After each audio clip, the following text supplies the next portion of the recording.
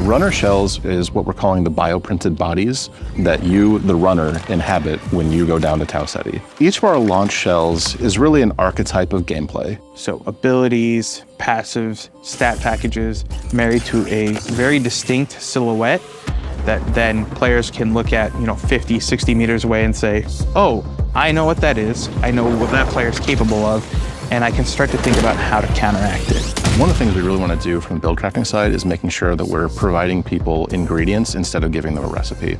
Figuring out what you want for your build that is unique, and you do that across cores, you do that across implants, you do that across weapon mods. Cores are powerful standalone perks that can be used in combination with each other to shift the gameplay style of your runner kit. We also want to make sure that there are interesting combinations of things that work together, but they have hooks that go out into the other systems, so you can create this like crazy Rube Goldberg machine. Depending on your playstyle, if you're like someone who hangs back and likes to snipe, you're someone who likes close quarters combat and you're going to rush in, you're going to want to cater the items that you're finding differently. The idea there is like, have a broad spectrum that everyone can kind of find a little bit of a home to, and then we're going to build on top of that.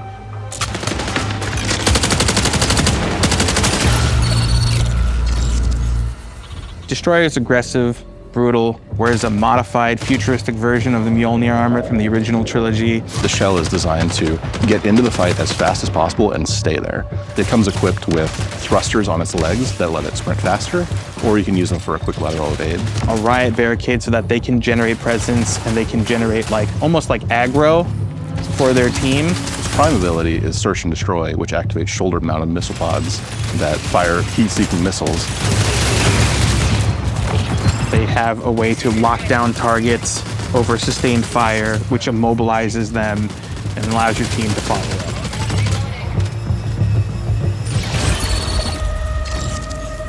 Our Assassin Shell is built for players who like to play slow and quiet. It's very much a classic, backline infiltrator.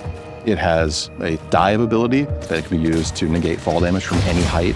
Their tactical ability is invisibility. You pull this shroud of invis over yourself. You can sprint during it, you can mantle during it, but the faster you move, the more visible you're gonna become, and if you take any actions, heal, shoot, get shot, you'll reveal yourself for a short duration. Their prime ability sends out this disc. It creates this plumes of smoke that you can enter into, and then when combined with their passive shroud, they go invisible when they enter smoke. The whole thing here is be invisible, be sneaky, and then enshroud the world in smoke.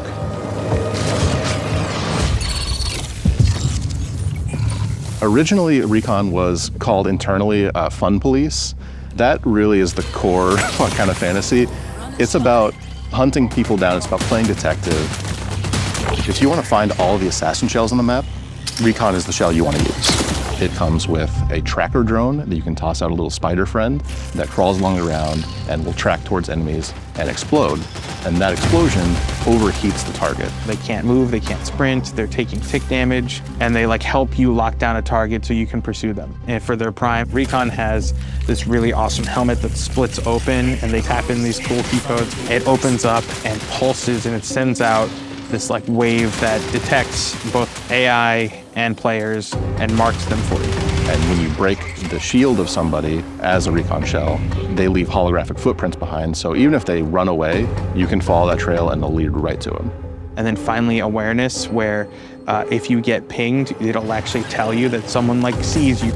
You won't know where, but you'll be able to be on high alert that somebody saw you and has marked you.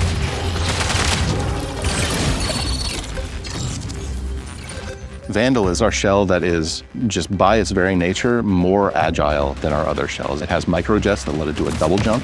It has a power slide that goes much further than our normal sprint slide. Their prime overloads their movement system so they can commit and chain all those actions together.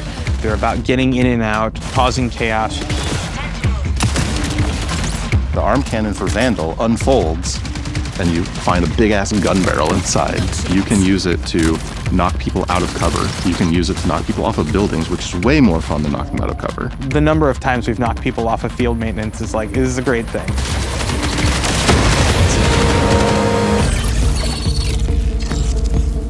Marathon is a game that is all about finding the best stuff on the map, so we felt like we needed to have a shell that was sort of built for the loot goblin fantasy. That is Thief to a T. Thief's trade ability is X-ray visor, where you flip down your visor, you can see containers through walls, you can see enemies that are within line of sight. Their prime is a pickpocket drone, where they deploy this like elegant origami mechanicalized butterfly. It has like a mechanical whip that it can send out and that knocks loot out of both players and AI, and then it can suck that loot back up with the same whip. Or you can use it for recon. You can fly around, you can ping, those pings are shared to your squad. The Thief shell also has a built-in grappling device that is embedded right in the forearm. You shoot out a dart. Mid-flight, it unfolds into this propeller that pulls you along and you can swing away to safety.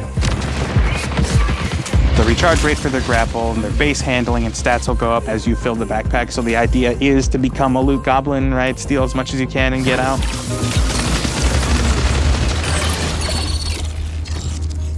The triage shell is our shell for support players. If you want to keep your allies kicking so they can kick back, we have triage for you.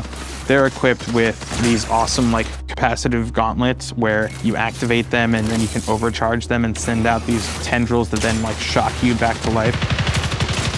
Their tactical ability, they actually have these giant drones attached to the legs and they pull them out, and it's a little buddy, he's got a little face, and you give him a high five and send him on his way, and he'll come and hover over your shoulder and provide you with shields and health. Triage is really a combat medic, so we knew we needed to give it an ability that was useful for firefights.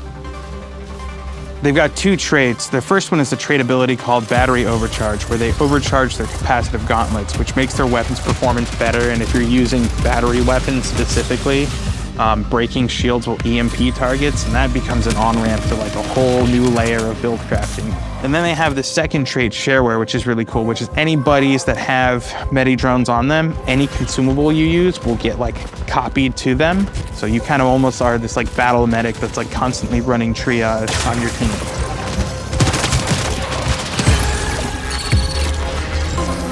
Sometimes you just want to take a breather after a bunch of runs and just kind of go on a run to just see what happens. And Rook is really fun for that. Picking Rook automatically opts you into queuing in solo. You're able to enter into a match in progress and you're given a starting kit. You're not allowed to bring anything in. That's almost to your advantage because you risk nothing and anything you take out is yours to keep. Instead of focusing on like progression and questing and things of that sort, it's a mode where we make it easy for you to just kind of drop into a match that's in progress and run about and try to scavenge as much as possible and get out with it so that you can populate your vault a little bit more for future runs. Rook has a tactical ability that lets it blend in with UESC forces. So you activate it, a little mask appears over your face, and you are not perceived by the UESC as hostile. This lets you kind of get in, grab a little bit of loot, and then bail. One of the things that I've really enjoyed about Rook is the added tension. Midway through a session, even though you've known like a few crews got taken out, or maybe you've taken out crews yourself, you don't know how many new players get injected through Rook. Ultimately, Rook is a morality test, so you have a couple of options when you see a Rook. Either you're a decent person and you drop them a piece of loot and let them be on their merry way, or you are a monster and you blast them in the face. And I'm not going to say which one I am. I blast a lot of Rooks.